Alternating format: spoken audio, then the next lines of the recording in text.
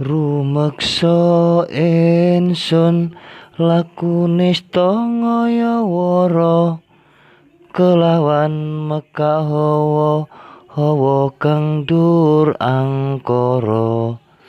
Senajan setan gentayangan tansah gawe rupeta hingga pupusing zaman.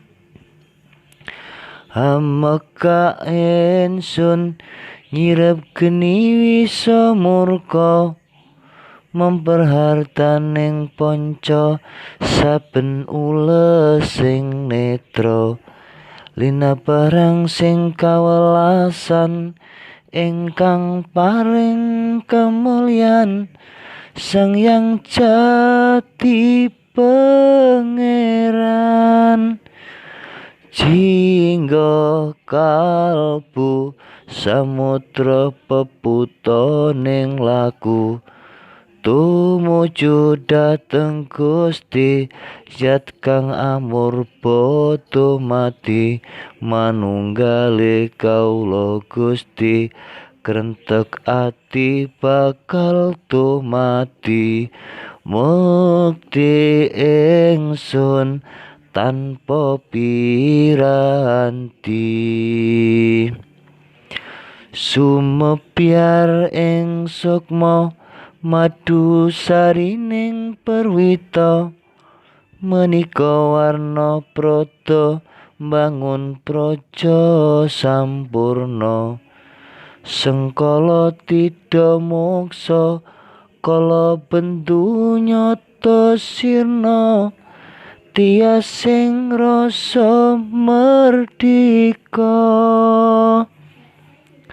Mugia dan setya pusaka kalimasada yakti bakal mustika sajroning jiwa raga. Beja mulya waskita digdaya bawa laksana biar manjing sigra ampuh seputu tan kena iso panelu gagah bunga sumrenga datare ing waya-waya satriya tata sembada wiratama katon sewu kartika ketaman wahyu kala seba. Memuji ingsun kanthi suwita linuhung segara kanda arum rep sewu dupa kemelun. Ginilah niat ingsun hangidung sabda kang luhur titahe Sang Hyang Agung.